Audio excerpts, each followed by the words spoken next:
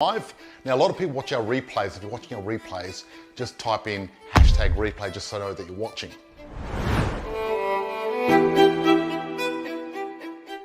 Property guru George Markowski from Positive Property Solution joins us now. George, good morning to you. How are you, George? Our goal, our unstoppable mission is to empower 10,000 Australians to create financial freedom through investing in property using the Markowski method.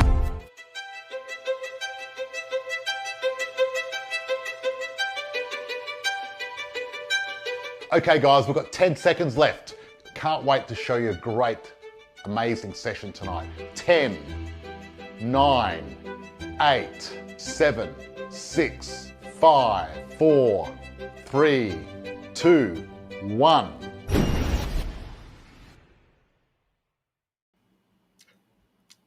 Hello, freedom fighters. Hello, freedom fighters. I'm really tiny tonight. Me. You know, it's the Honey, I Shrunk the Wife. Mini. I was all mini. Hi, freedom fighters. How is everyone doing tonight? Hey guys, just remember, Welcome. Please type in hashtag live. You're watching live. And for those who are watching the replay, type in hashtag replay because I've kept my eye on you. Now, we've got a great session. What we're going to talk about tonight is one, should I invest in property or pay off debt? We're getting this question in over and over again. I thought I'd finally answer it. I'm your host, Christina Markowski, and this is George Markowski. We're coming to you live from the Australian Property Chat, and we're going to be talking about should you pay off debt versus investing and what the difference is. Yes, but also we're going to be talking about Australia opening up international borders and what that's going to mean for you in your investing. And another thing I'm going to be talking about is what the hell is the RBA doing at the moment? And they've been secretly doing something, and I need to show you this. You're going to be shocked. And if we've got time, I'm going to talk about where the millennials are going and why this matters to you. Okay, interesting. Where are they going? They can't go anywhere because of COVID. No, well, things are changing at the moment, and it's very interesting, and that's why I want to talk about it. Okay. Now, we also had a question on Facebook. I'm going to see if I can find it. You want to start talking about should I invest in property while I find this, please, Christina? Yeah, should you invest in property or pay off debt first? This is a question I always get asked because sometimes people are looking at investing, but they might have a car loan, they might have a credit card, they might have a few different pieces of bad debt actually stopping them from getting started. Yes, And so look, generally, if you've got a house, an idea of what you can do is you can look at things like debt consolidation. Yeah, so that's great. What I was going to say is we're going to look at two categories. One category is your debt is stopping you from investing in property. So you need to pay off your debt or do something because if it's stopping you. Yes. But if it's not stopping you from investing in property, we're talking something completely different. Yeah, that's a good point. A lot of people are confused about what actual bad debt and good debt are and don't know the difference. Yes. And look, if you look at that, what I'd like to do when we talk about good debt and bad debt is let's talk about Robert Kiyosaki. I was actually talking to Robert Kiyosaki a couple of days ago recently, and he taught me something amazing, which I'm going to share with people. I'm going to share a little insight because the funny thing is every time I talk to Robert Kiyosaki, there's some new gold that comes out. Nice. He's a very smart man, probably the leading authority on wealth creation in the world. You know what I mean? Yeah, absolutely. I'm probably the leading authority in Australia, but he's the leading authority in the world, definitely. Well, look, he wrote the book on Rich Dad, Poor Dad. And that book alone talks a lot about understanding, good debt and bad debt. Yes. And look, totally. And the thing is, at the moment, we're in very low interest rates and high inflation. And because of that, inflation is going to eat away your debt. So this is the one time you don't really, when you got low inflation, your debt is really bad, or you got high interest rates, your debt's bad. When you got high inflation, low interest rates, debt is actually a good thing, especially if you get the right debt. The right debt is actually excellent. And the way the wealthy investors know how to use debt. See, the struggling investors and the average investors, the poor investors, what they do, or they're not investors either, the poor people, the struggling people that struggle, they are scared of debt.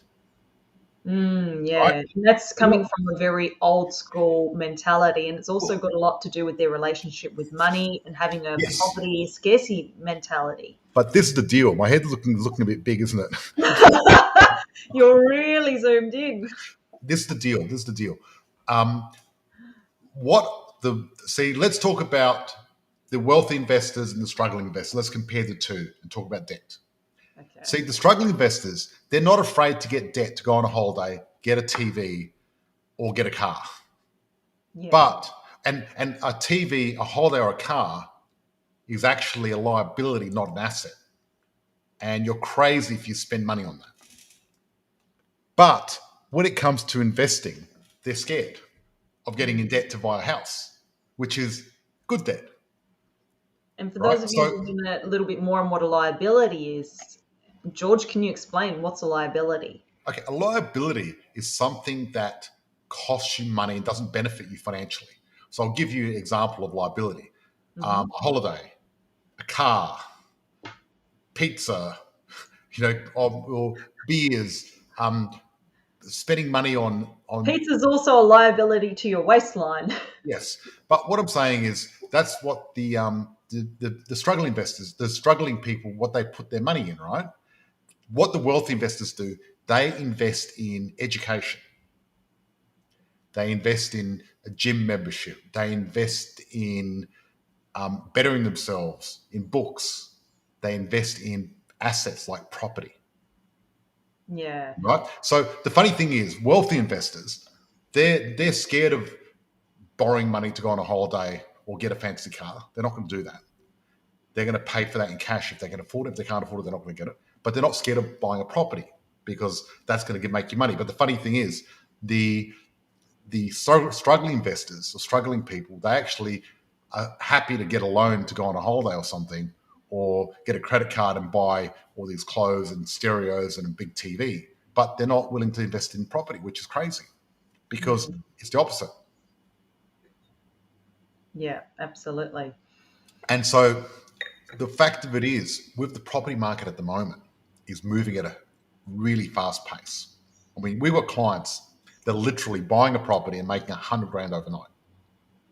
Yeah, like you blink and bang, the market's shifted again. It's crazy. I've got so many members from 2 years ago, and they bought a house for 400, and now it's worth 700. Like it's nearly doubled already. That's amazing. Crazy, and we've just touched the surface. So personally, I wouldn't. The thing is, there's an old saying: if you look after pennies, the pounds take care of themselves. Yeah, absolutely. And We've just got I, a comment here. A home loan is a great debt to have, especially if it's an investment property with positive cash flow. So that's what I would call an asset. And the way I like to define assets are the gifts that keep giving. So they keep giving and they keep going up in value and they keep giving back to you. yes, absolutely, absolutely. So I think one, try not to get into too much debt. For one, until you deserve it. What you should be doing is putting your money into assets and getting the assets doing the heavy lifting. But George, most people would consider debt even getting into good assets. So when you're saying don't get yourself into debt, you're saying bad debt, right? Bad debt, yeah, bad debt. Don't get into bad debt. Good debt is good, Yeah. especially at the moment because it's dirt cheap. And when I tell you about what's happening at the RBA, you're going to understand even clearer. But Right. what you mentioned before, Christina, which is really smart, and the way to do it is consolidating debt and going to the lowest common denominator of interest can save you so much money. We Yeah, actually we absolutely. actually had a couple from Melbourne that joined that program about 8 months ago. And remember, we consolidated their debt and we saved them over 50,000 a year. Oh, yeah. It's a In game interest changer. payments. Game Definitely. changer. And Having that's the one right strategy can help you not only get out of bad debt, but also get started with getting into assets, gifts that keep giving, and getting ahead in life. That's the difference. yeah. And the fact of it is, I mean, imagine saving 50,000 a year, what you can do with $1,000 a week. Yeah, that's huge. Saving 1,000 a week is actually better than making 1,000 a week How so? Can you explain? because you don't pay tax on it. You already Mm. paid the tax. So when you save 1,000, it's like making 1,600. Yeah, yep. So it's Definitely. very, very different. Investment properties are a good debt to have. Tenant and taxman pay it off. Yeah, if you're using the right strategy. That's right. Absolutely. So I think the jury's out. At the end of the day, oh, you're called George Markowski as well. Just riding on your coattails, George. How do we get rid of our names anyway? I'm sorry, guys. I have literally been back to back in meetings all day, and I literally just finished a meeting and jumped on this Facebook Live. So let me change my name here.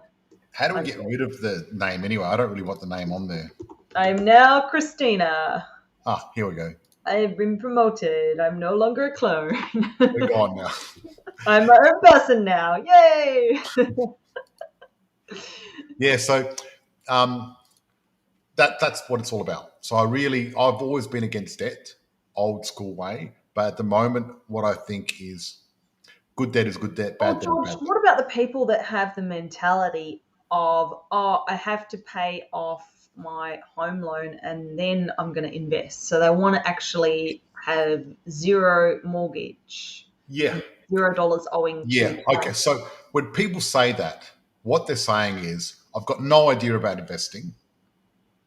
I'm a struggling investor, because if you want to try to pay off your home loan on your own, that's normally 25, 30 years. You get more, you're really chained yourself to that mortgage. And that's an old way of thinking. So work smarter, not harder. Paying off your home loan is, quite frankly, the stupidest thing you can do. I've said Truth it. bomb. No, look, I've said it. It's the stupidest thing you can do, right? And I seriously, what you need to do if you want to pay off your home loan, get rid of that urge, and then wake up, slap yourself with a wet fish, and then call one of our coaches so we can teach you why it's bad. Because the deal is, inflation's going to eat away your loan, right? That's right. And, people that want to pay off their home loan or their investment properties don't understand how money works, and it's not your fault. And Well, you're the deal missing is, out on a massive opportunity by keeping all that money quarantined in just the one house. You're missing out on the investment opportunity and the ROI you could be getting if you leveraged that. well, it's a bit like this. I mean, let's In say, the cost. well, it's a bit like this. Let's say you've got a big hole. It's going to take you 25 years to dig it, Yeah. right? That's paying off your home loan. And you're saying, until I finish digging, I'm gonna dig twice as hard. I'm gonna be digging 16 hours a day, and I'm gonna work, and I'm not gonna go out for dinner. I'm not gonna do anything. I'm just gonna keep digging until I dig this hole and I'm completely free, right? One, Like you're gonna break your the back. game. You're gonna break your back and you're gonna kill yourself for one. Two, what's gonna happen is that's the struggling investor. You know what the wealthy investor does? What does the wealthy investor do? The wealthy investor, what he does is go, okay, I'm not going to be able to dig it myself. Let's face it, right? Yeah. So I'm going to get help. Mm-hmm. So this is what I'm going to do. One, I'm going to ask ScoMo to give me a hand. For one. About time. Right? Now, so I'm going to get ScoMo to help me. And how I'm going to do that? Through this, because the wealthy, what they do, the wealthy don't pay the same tax that the struggling investors do. This is the one stupidest thing that people do, is they pay too much tax. And one thing people don't realize is, people think you need to lose money to pay tax, to save tax, right? And what they do is they, spend more money and go, oh, I'm getting a tax deduction. Wealthy people don't do that. The wealthy investors, they lose it on paper. Mm. So imagine if you could write on the paper and say, ScoMo, can you please help me dig this hole? And you don't have to do anything, cost you nothing, and he's going to do it for you. So where the average investor is out there going, I want to pay off my home, they're digging the thing on their own, I'm writing little papers and getting other people, my tax dollars, to do it. Each time you buy a property, if you do it right, it's going to give you $80,000 worth of tax deductions. Yeah, that's massive. So if Is you've got that just on one property? One property. So 10 properties, you're getting $800,000. Just on the tax component. Just on the tax deduction. Wow. Not even counting the rent. Nothing. Capital growth. Just the tax deductions. right? One of our members in the last year and a half, he's got $400,000 worth of tax deductions. Mm. Now, imagine that. So if you get these tax deductions, you've already paid off your home. Wow. There's 800 grand. Then on top of that, you've got the tenant digging on the side. Then you've got the bank doing their bit and capital growth to the next bit. Now suddenly, the struggling investor, he's trying to dig one hole. I've got the Grand Canyon behind me and I've been sitting on my couch watching TV. Mm-hmm. So seriously, people have to be really think about this very carefully, what's happening. And people really need to get their head around it. But you cannot do it yourself. And repeat after me, you cannot save yourself to wealth. You can only invest yourself there. You know, thinking that you have to work harder is just dumb. Thinking you have to work smarter is smart. That's why it's called work smarter. Well, the way I see it, the game is rigged. So there's no point in trying to do it the hard way and the slow way and pay off the mortgage. Forget that. But this is the problem. This is the problem, right? Most people, right? What they've taught you in school, what they taught you in society, they don't know anything. They don't know what is true. So the number one thing holding most people back is what they know. You know what the number two thing is? What they don't know. That's right. And that's the two areas that I need to help people in. One, get your mind clean. Don't get rid of these, porn obsession of paying off your house, and think smarter, because breaking your back and doing the hard way is not the way to do it. Now, last year, I made $1 million out of property sitting on my ass. Right? And that's because I'm working smarter, not harder. And look, you guys can do it too. The fact of it is, this is the fact. If Start you got sitting on your ass, guys. someone saying, hey, what's up? Yeah, cool, mate. Listen, the fact of it is, if you had $100,000 cash today and you invested it the right way in property, you could get yourself $100,000 every year for the rest of your life in 20 years' time.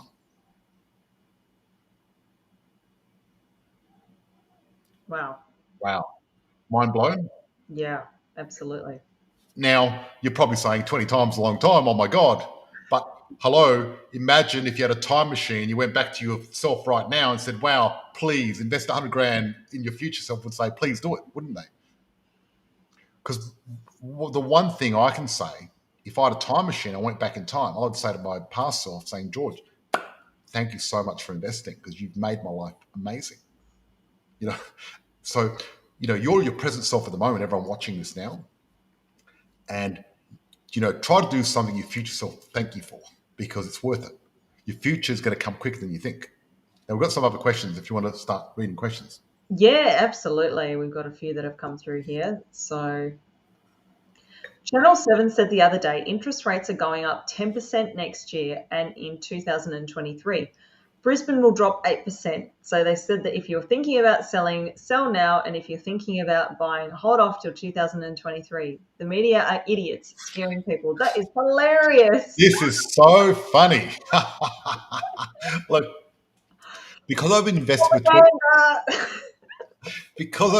for 25 years, I've seen this over and over and over and over again. And this is the sad part. This is a really funny way of fear-mongering to try and slow down the property boom. But you know what? The sad part is there's going to be people that listen to Channel 7, right? And you know what they're going to do? They're going to sell their house. They're going to believe all this BS, and they're going to end up poor. Because if you sold your house now and waited until 2023, you won't be able to buy a house. No. Because you'll miss out. Yeah. What do you think about the saying that interest rates are going to go up to 10%? That is just ridiculous. That's ridiculous. Look, interest rates. Someone said, hi, George. Hi, how are you? Yeah. Wow. The interest rates can go up, right? But not that quickly anymore. But does 10% interest rate scare me? No. I used to invest at 9%. And those properties I had at 9%, they've made me millions. So I've already done it. So I'm not scared of that. I know people that have invested at 22%, 26% and still made money. So it's not, interest rates are not really important. You know what's important? Are you making money on your property? Yeah. Right? Have I What's invested? the bottom line? If you've done the numbers and you've got a cash flow calculator on that property, put in the higher interest rate, let the numbers do the talking. Yeah. So do you want to hear about the RBA? Yes, please. Okay. You know what the Woo! RBA? You know what the I knew RBA that did was last about week? this. You know what the RBA did last week? And George, what does RBA stand for? The Reserve Bank of Australia. Okay, great. So guess what they did last week? What did they do? They pressed a button and printed $4 billion Australian. Wow. Guess what they did the week before that? What? Pressed the same button and did it again. Guess what they did the week before that? The same thing? Yep. And the week before that, and before that, and before that. They've been doing it non-stop. They've been addicted like one of those monkeys on those keyboards. They've been pressing the button every week. That's one of those little drinky birds that's got The RBA button. they've got this little drinky bird on their computer, and every week they're printing $4 billion. And then what they're doing is they're hiding it by buying bonds so people won't know they're doing it. So they're actually hiding their activity. They're not publishing it because they want to keep quiet. So pre-COVID, we had a debt of 200. The RBA had $200 billion outstanding. Now they've gone up to 600 billion. So they've printed $400 billion. Wow. Show me the money. Yeah, Guess where that baby. money's gone? Guess where that money's gone? Woo. Where? It's gone into the economy. Okay, that's a pretty good place to put it. I know, but guess what's happening with the money in the economy? It's shrinking your savings. If you've got money in the bank, it makes it worth less money. Supply and demand. Very simple. Yeah. A big shout out to Kathy. Hi, Kathy.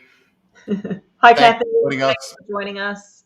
We love Kathy. Kathy's in Melbourne. Absolutely. For those of you who don't know, Kathy's one of our beautiful members on our Black Belt Investor Program. And Kathy's awesome. And actually, Kathy was there when interest rates were in the 18s, 20s when she was younger, which is a very young thing. There you go. Still young. Still young. Okay. So the RBA, what they're doing is printing money and printing it and printing it and printing it and printing it. But they're not the only ones. Geez, I need to get hold of their printing press. I know. So you know what's happening? Every central bank in the world have got their trigger finger on the printing press and printing ship tons of money everywhere. The whole world is getting awash with money and finance. Right. So what does that mean? Means money in the bank is shrinking. Yes, but it also means that that's going to push property prices up. So things that are scarce are going to go up. Recently, Einstein's manuscript, he wrote all his quantitative easing, yes.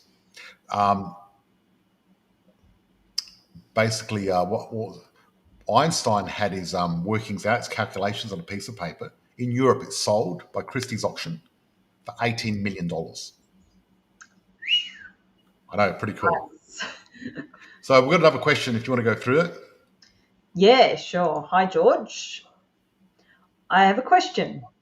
Last week you mentioned about a member who has been with you for 5 years and has 3 properties. You said he's now able to reduce his work and he's making $20K per property. Can you please explain more and how he got to $20K? Also, I do, and then I can't see the rest of it. Okay. I do not understand something. Yeah. You've got to look at the side question, please. On the side in the questions, read it there. Also, hang on one second, bear with me.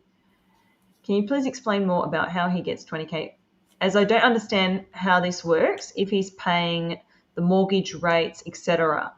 Would have thought it would be probably cash flow positive of maybe $100 per week. Yeah, good question. Yeah. Good question. Look, what he did, he sold some shares when he started with us to use as a deposit. He's been with us for nearly 5 years, and he's making around $50,000 from 3 properties put together. And what we've done is we've put the money from the shares in the most expensive offset account, So that way he's making the most return. And that's the way he's working at the moment. I've actually got a case study on him, and I'll be posting that on our YouTube, and you can actually look at the whole case study. We've done the whole case study. But yeah, he's actually working part-time now, Cool. and he's loving it. He's actually looking at buying his next property. Awesome. So he wants to buy property number 4 now. He's 75. It's going to be challenging, but I think we can still do it. We've done it once before. Yeah, nice. Very inspiring. Fantastic. 1980s interest rates were 18.5%. All I can say, invest, invest, invest. Yep. For your early retirement or children's future. Absolutely. So listen to this. My parents bought their house and were paying around 18.5%.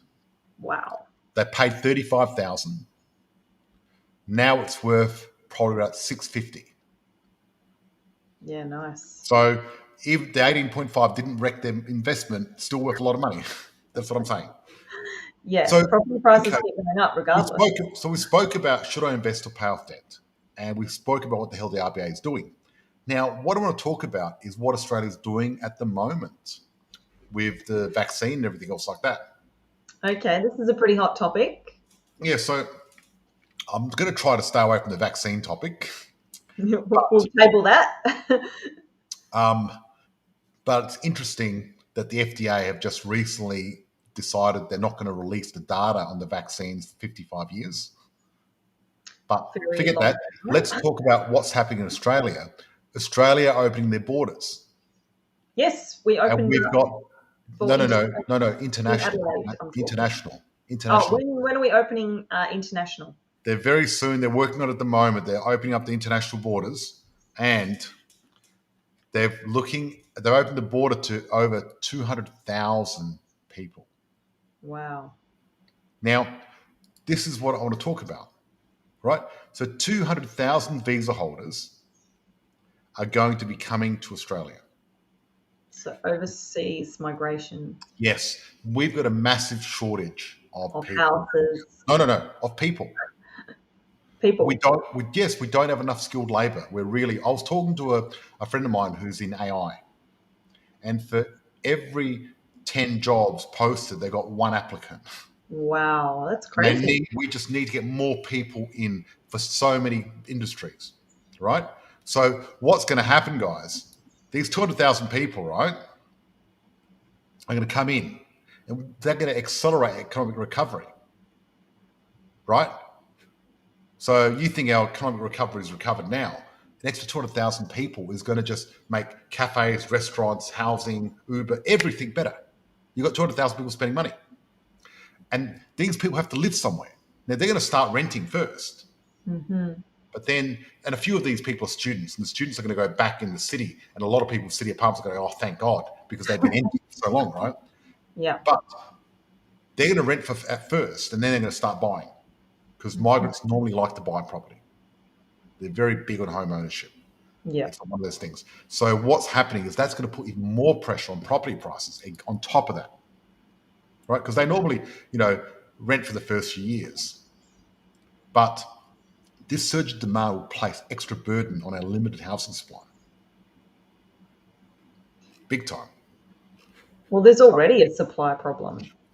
Well, there's going to be a 200,000 people worse supply problem in next year. That's what I'm saying. There's a shortage of houses. Look, I'm saying that if you think property is expensive now, your future self will kick you and go, you idiot, they're so cheap. And I know because I've been here before. I've been through many booms. I've seen it. And I've looked and think, God, it's expensive, but it's really cheap at the moment. It's so cheap. And these 200,000 people are going to really push it up. It's going to go to the next level. We'll go to the next question. Yeah, absolutely. Do you think rental income will increase at the same rate interest rates will, so investors won't have to worry about covering the interest uplift? Look, the whole thing with interest rates is an interesting thing because a lot of people are worried about interest rates, and I get that. And yes, it's a natural part of the economy. It's a supply and demand in the economy. And what happens is if costs go up for the landlord, it gets passed on to the tenant. Always does. Yeah. Yeah. Because otherwise people will have nowhere to live. So that's just the way it works. In a capitalist society, it's almost a communist. That's because I was thinking about Dan Andrew in Melbourne. In a capitalist society, Let's not go um, there. it's market forces, and what happens is interest rates go up, rents go up. The deal is it doesn't work that way anymore. So someone's going to ask about fixing rates. Is fixing interest rates for 2 to 3 years is a good option to save some money? Well, question Look, mark. I did the research over the last 30 years, and when you compare fixed rate to variable, 9 times out of 10, variable's cheaper long term. Me personally, being a pure capitalist, I go variable and just go with the wind. Because every time people fix, I've seen them lose money over and over again. Every single person that I've seen fix. Because we've had a lot of members over the years, over the last 5, 6, 10 years, fixed the interest rate. And every person that's fixed the interest rate in the last 10 years has lost money. 100% of them. They may have saved a bit of money for the first 3 months or something, but long term they lost money. Also, we don't know if we're going to go to negative interest rates. Let's see what happens. What the good thing is, we can You look at really think that's likely though? So we're at 1% at the no moment. 0.1%. 0.1. Yeah. Look, is it likely? Don't know. But what I do normally Never is say never. I keep my eyes on America and UK and Europe. See what they do, because normally we actually follow and copy. So luckily we've got a bit of time to see what happens. So everything like for example, America started printing money. When I saw America print money, I knew Australia was going to jump on the bandwagon, and they did. So we've got a couple of weeks or months of seeing the future of what we're going to do, almost. Like having a crystal ball. Yeah, it's amazing. But that's what I do. So I look at the world events and see what's happening, and then compare it to what we're doing, and then have a bit of an educated guess. Because I've been doing this for such a long time, for me, I understand what affects things. You know what I mean? Because a lot of people were scared when trying to stop getting a bit of iron ore from us and stuff like that. And like I said, there's so much demand that other countries will take it up. And Saudi Arabia started taking up all our iron ore instead, and they said we'll take it. And now trying to buy even more stuff from us than what they were before the whole thing. So we're in a very lucky position in Australia. We're very fortunate. It's fantastic. We are, absolutely. And we've got a very high percentage of ownership when it comes to properties too. Yeah, people saying, where do you think those 200,000 migrants will settle? Melbourne, Sydney, Brisbane. Not Adelaide. Melbourne, Sydney, Brisbane normally. There's going to be a spread, but Melbourne and Sydney are normally the hot spots, and a bit of Brisbane as well. How do you think, with Melbourne obviously being known as the state of Corona, will affect their overseas migration? Well, look, in Australia, they're known as the state of Corona But not overseas. because They've kept it under wraps. this is the funny thing, right? This is the really weird thing. I'm looking on Facebook today, and front of the newspaper is one person got corona in Northern Territory. Right?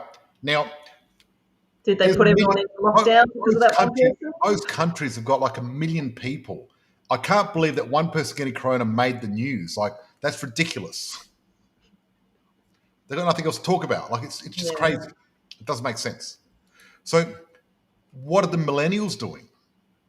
Okay, yes, I'm curious as to what you've got to say on this one. Okay, Brisbane Times. This is from the Brisbane Times.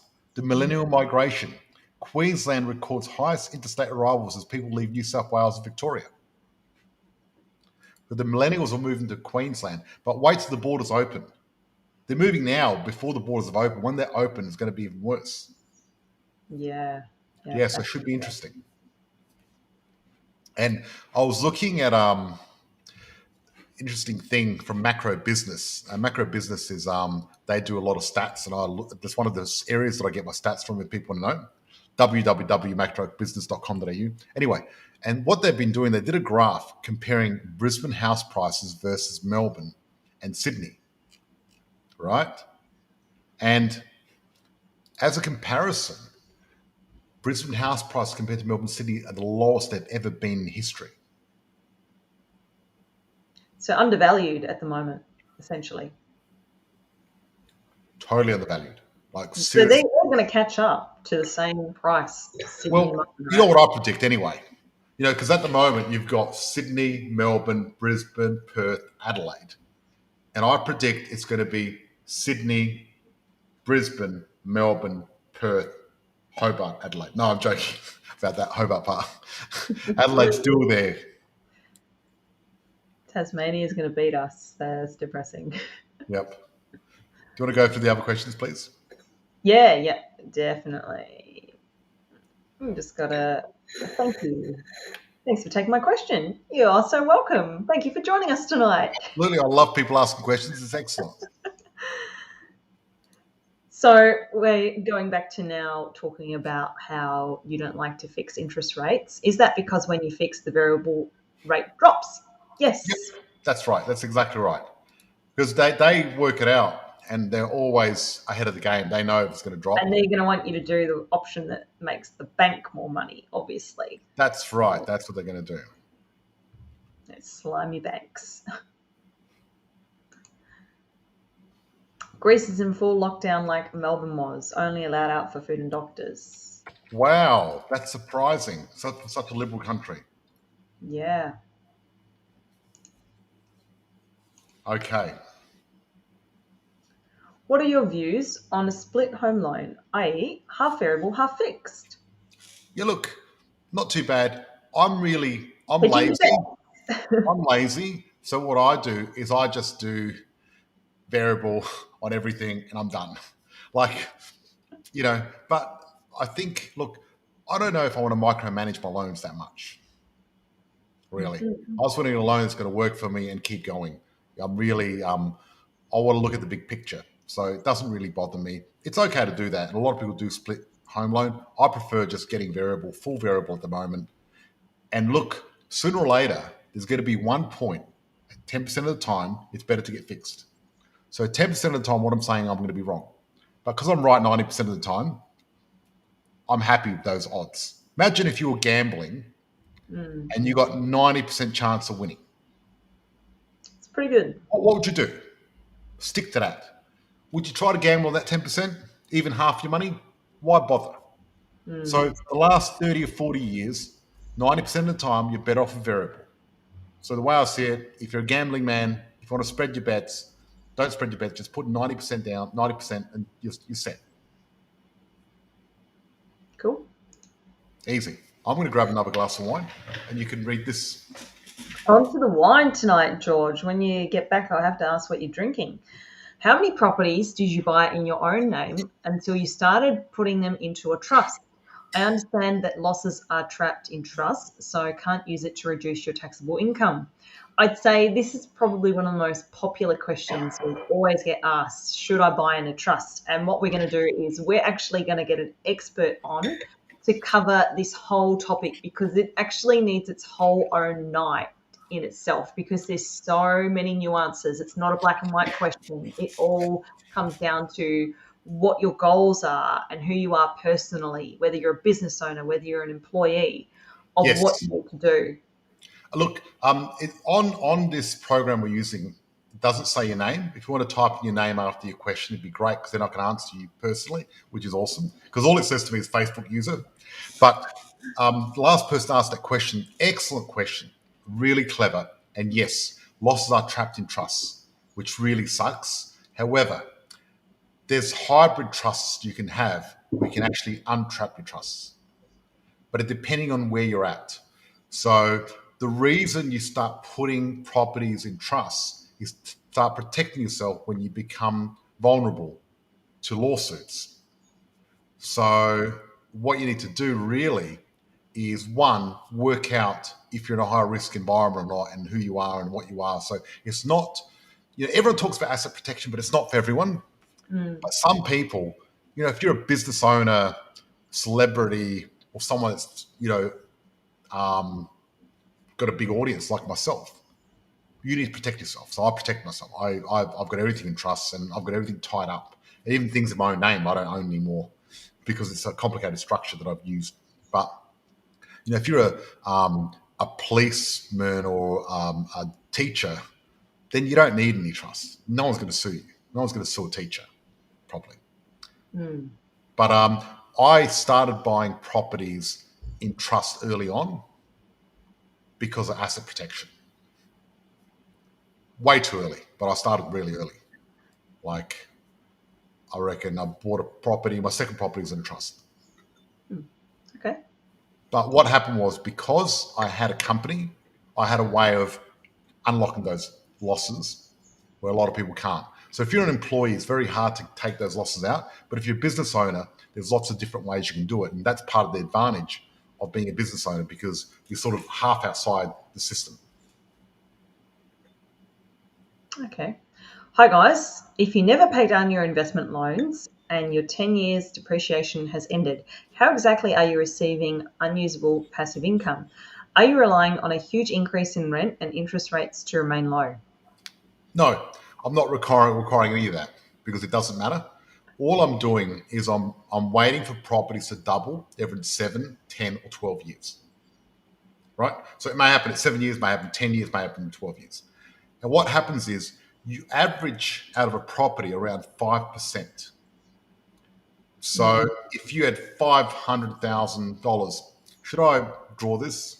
Yeah, absolutely. Bring it on. If you can share your iPad and give us some visuals, because I'm a very visual learner, especially Yeah, with numbers involved. I like to see. have we got the time? Have we got the time, Christina? We've got about 10 minutes or so. So yeah, I think we do. Okay, I'm going to open up my notebook. Depends how quickly we can get it all connected up, though. Okay, so all right. Can you let me just share my screen? I forgot about that. That might be a good first step. Yeah, totally. Okay.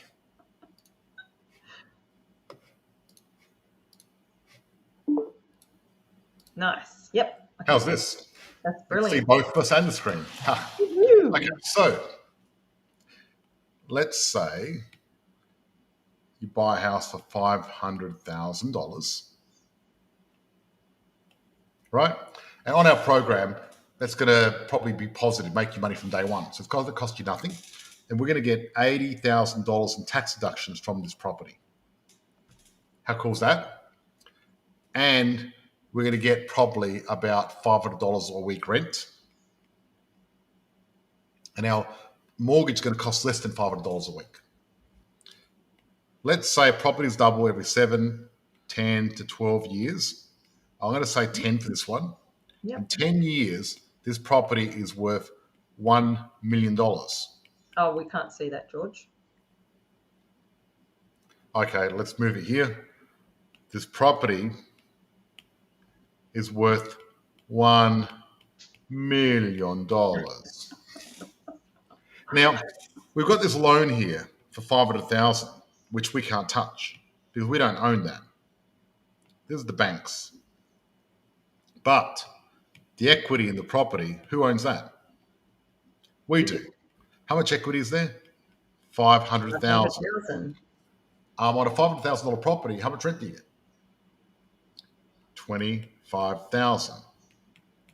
So we're just making 5%. Oh, you can't see that. 25,000. We're just making 5% of the equity. That's it. So it makes a lot of sense if you look at it that way. Cool. That's what we're looking at.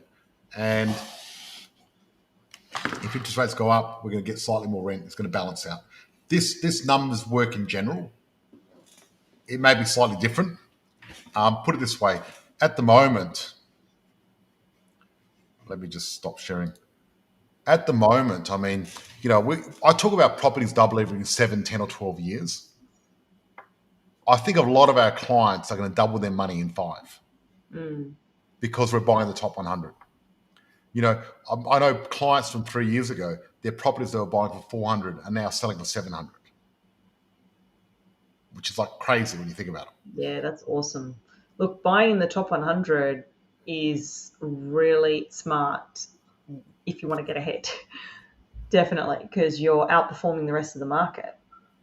Yes, that's the deal.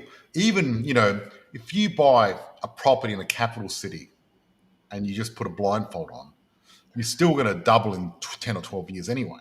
But if you buy the top 100, you're going to beat the market. And normally we outperform the market by 20%. 20% is a lot of money. Well, the returns we've been seeing lately for our members have just been amazing. Yeah. So these are the returns we're getting from our members at the moment. And a lot of people might think, wow, like, how is this real? But we've got people making 300, 400, 500% return, right? That's unbelievable. Like a lot of people talk about, 5% is good. I'm talking cash on cash return, by the way. That's what I'm talking about because that's the real return. Anything else is just a fairy number. It's not a real number, but it needs to be cash on cash. How much cash do you put in? How much do you get out? That's the Yeah. real return. A lot of people have all this fake metrics and think they're getting a big return, but they're making it all up, especially when it comes to the stock market. But really, it's cash on cash.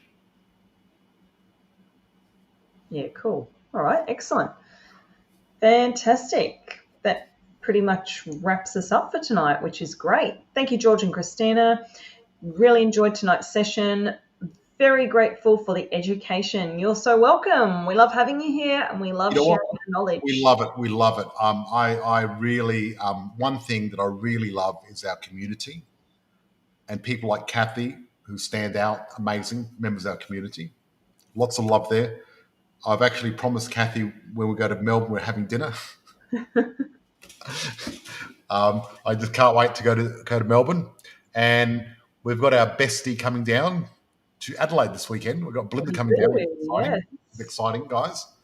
And so look, I'm very grateful for everyone. Thank you so much for watching. We have to go to our SHERP and do training with our members now. We've got our private session that we're doing now with our beautiful members who are a part of our Black Belt Investor community. So we're going to head on over and do that private training very soon. But what have we talked about tonight, George? So we've gone over the RBA, yes, what's happening with them. So what we talked about is, should I invest in property or pay off debt? And clearly, if you can afford to invest in property, that's what you should be doing first. We talk about what the whole the RBA is doing, and they keep pushing that little button, the little bird, and printing $4 billion. They've done it this week. They're going to do it next week. They're going to do it the week after, and the week We've after. Also talked about good debt versus bad debt and what it really means to be paying off your good debt versus bad debt when it comes to investing. Yes. We talked about what the millennials are doing. So it sounds like they're just all moving to Brisbane. That's what they're doing. But it's gonna. The borders haven't even opened yet. They're still doing it. Like, what's going to happen when they open? We also spoke about the migrant crisis. I mean, we need migrants, but there's going to be a housing shortage. We're really short of houses in Australia, desperately. I mean, even without these migrants, look at us. We're struggling to buy property. What's going to happen when extra 200,000 people rock up on our shores? Yeah. But not only that, we've approved 200,000 people. But once borders open, there's going to be a lot more people coming to the richest country in the world, guys. We used to be second. Now we're the richest in the world. That's pretty awesome. Hey, look, we should be proud of. We live in an awesome country, and we've got a really big middle class. Every single person in Australia's got an opportunity to actually move up. I really believe that Australia is a meritocracy, right? And I love a meritocracy. And if people don't know what a meritocracy is, it's you move up based on merit. If you're willing to work harder and work smarter and do what unsuccessful people aren't willing to do, you'll get rewarded in Australia. It's not like North Korea where even if you work hard, you're still going to get punished. We're very fortunate. It's awesome. And I feel very grateful to live in such a beautiful country and to live in a meritocracy. Oh, it's awesome. We've all got so much opportunity here. It's fantastic. Oh, yes, absolutely. And look, we better get to our group. We're going to go. Guys, remember, every Thursday night, forever. right. We're going to be doing this, right? So just join us. Look forward to it. Thank you so much for joining us. Talk to you soon. Thanks, guys. Have a good night.